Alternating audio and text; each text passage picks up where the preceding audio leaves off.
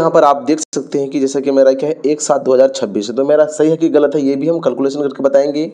नमस्कार, सलाम, आदाब साथियों, मेरा नाम है अबुल कलाम। यूट्यूब चैनल कलाम में स्वागत है। चलते हैं, वीडियो को शुरू करते हैं। चाहे वो बीपीएससी वाले शिक्षक हो या फिर विशिष्ट शिक्षक हो, सब परेशान है कि सर ये इंक्रीमेंट डेट का क्या फंडा है, कैसे कैलकुलेशन होता है, ये समझाइए।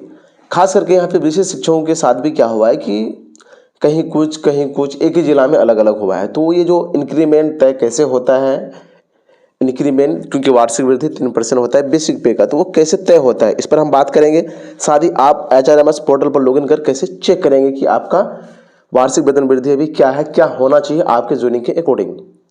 तो कंप्लीट वॉच कीजिएगा, स्किप नहीं करना है। अब तक वीडियो को लाइक कर दीजिए, चैनल को सब्सक्राइब कर घंटी भी दबा दीजिए। ये HRMS पोर्टल की वेबसाइट में हम आ गए हैं। यूजर नेम में आपको यहाँ पर यूजर नेम HRMS का है वो फिल करना है। फिर पासवर्ड में फिल करने के बाद जो कैप्चा देख रहे हैं वो फिल करने के बाद लॉगिन करेंगे। अगर पासवर्ड या फिर यूजर नेम आपको पता नहीं है तो फॉरगेट करके आप नया बना सकते हैं।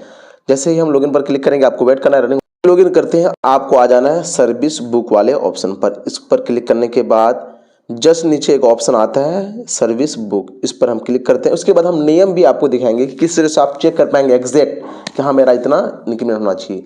यहाँ पर आप देख सकते हैं कि जैसा कि मेरा क्या है 1/7/2026 है, तो मेरा सही है कि गलत है ये भी हम कैलकुलेशन करके बताएंगे, क्योंकि हमने 1/1/2025 को ज्वाइनिंग किया। जी हाँ, ये गलत है। कैसे गलत है उसको हम बताएंगे भी आपको, और आपका सही है कि गलत है। यहाँ पर विशिष्ट या जो रेगुलर टीचर है सबके लिए जरूरी है, इसलिए कि आप भी एज ए बीपीएससी टीचर नियुक्त हुए तो आपका भी इंक्रीमेंट निर्धारित होता है, जो सब सेम नियम ही है। तो वो नियम हम बता दें आपको। ये मेरा व्हाट्सएप ग्रुप है, वीडियो के डिस्क्रिप्शन में लिंक दे देंगे, इस पर क्लिक करके आप जुड़ जाइएगा, क्योंकि इसमें क्या होता है कि लेटेस्ट जो भी अपडेट आती है इसमें हम डालते हैं, आप देख सकते हैं। अब वेतन वृद्धि का नियम क्या होता है कि साल में 2 बार वेतन वृद्धि होता है, उसमें से कोई भी कर्मी को एक ही बार वेतन वृद्धि का लाभ मिलता है। मीन्स आपकी ज्वाइनिंग या प्रमोशन या पदोन्नति जो भी होता है होने की तिथि से जो भी पहले आ जाए 6 माह में, ठीक है, चाहे जनवरी आ जाए 1 जनवरी या फिर 1 जुलाई। अब रही बात का यहाँ पर कैसे क्या होगा, तो जो भी साथी का ज्वाइनिंग यहाँ पर ध्यान से समझे 2 जनवरी से लेकर के 1 जुलाई के बीच होता है, क्योंकि 2 जनवरी को जैसे ही आपकी अगर नियुक्ति होती है या उसके बाद, तो 1 जुलाई को 6 माह नहीं पड़ता है। मतलब 2 जनवरी से लेकर 1 जुलाई के बीच जिसकी भी नियुक्ति हुई है उसका 6 माह 1 जुलाई को नहीं पड़ता है, इसलिए उसकी जो वार्षिक वेतन वृद्धि हो जाएगी कब होगी, 1 जनवरी को होगी। ठीक है, क्लियर है। यहाँ पर 2 जनवरी और 1 जुलाई के बीच जिसकी भी नियुक्ति हुई है, चाहे वो बीपीएससी वाले हो, लेकिन विशिष्ट को लेकर के कुछ संशय उसको भी दूर करें, क्योंकि इसको वेतन संरक्षण का लाभ मिला है। यहाँ पर बीपीएससी वाले भी क्लियर हो जाए कि 2 जनवरी और 1 जुलाई के बीच जिसकी भी नियुक्ति हुई है उसकी जो है वेतन वृद्धि 1 जनवरी को होगी। वहीं पर और दूसरा कंडीशन देख लीजिए आप, क्योंकि यहाँ पर भी तो मैटर है ना। 2 जुलाई और 1 जनवरी के बीच, मतलब 2 जुलाई के बाद और 1 जनवरी के बीच जिसकी भी क्या हुए नियुक्ति हुई है या फिर प्रोन्नति हुई है, उसका क्या होगा, 1 जुलाई को वेतन वृद्धि होगा। तो ये बीपीएससी के लिए तो ये क्लियर है। अब रही बात विशिष्ट शिक्षकों के लिए, क्योंकि विशिष्ट शिक्षक ऑलरेडी पूर्व से कार्यरत थे, तो उनका 1/1/2025 को क्या इंक्रीमेंट होना था, हुआ भी है। लेकिन जो साथी 1 तारीख को ज्वाइनिंग किए हैं तो वहाँ क्या किया है, कहीं कहीं इंक्रीमेंट तो करवा दिया है, लेकिन कहीं कहीं इंक्रीमेंट नहीं करके 1 जनवरी को जैसे ही ज्वाइनिंग किए उसका जुलाई में तो इंक्रीमेंट कर दिया, लेकिन आपको जो पे प्रोटेक्शन का लाभ मिला, मतलब 1 जनवरी को जो इंक्रीमेंट मिलना चाहिए वो नहीं मिला।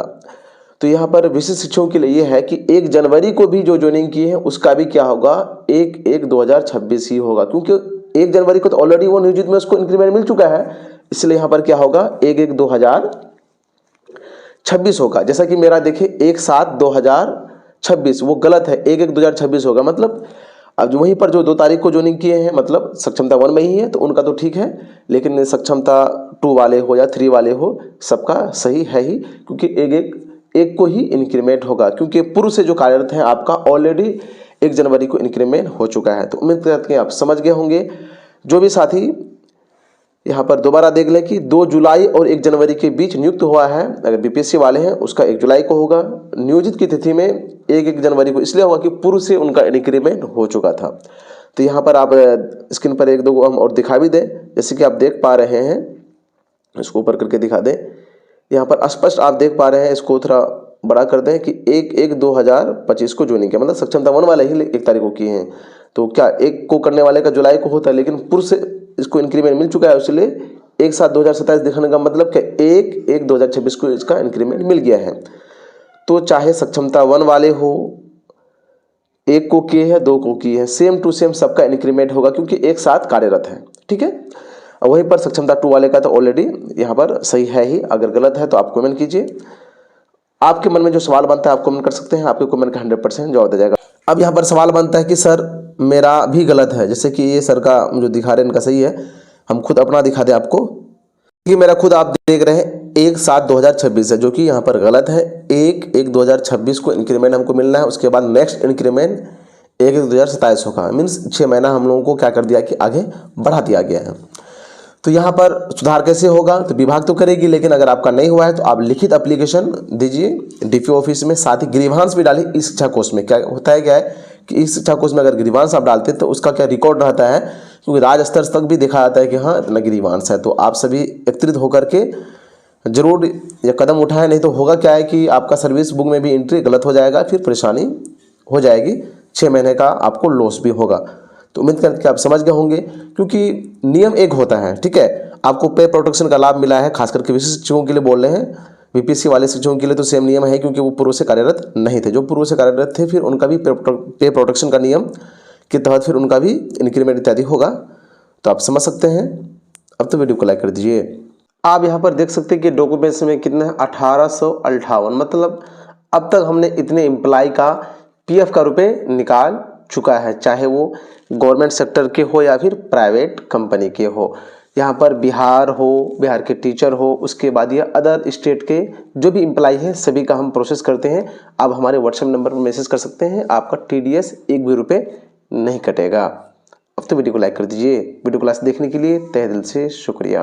पीएफ का रुपए निकालना आसान है, लेकिन ये आसान नहीं है कि आपका टीडीएस नहीं कटे, सही तरीके से प्रोसेस करें। जैसा कि देख पा रहे हैं, हमने एक साथी का प्रोसेस किया, एक साथ 1,47,000 प्लस रुपये आया है, लेकिन 1 रुपये टीडीएस नहीं कटा है। लेकिन कुछ साथी है कि अदर जगह से कराए हैं या फिर खुद किए जो कि गलती कर दी है, उनका टीडीएस कटा है। स्क्रीन पर हम आपको दिखा देंगे। यहाँ पर आप देख सकते हैं कि इसका 36,000 रुपये आया, कितना कटने के बाद 20,000 रुपये डिडक्शन के बाद।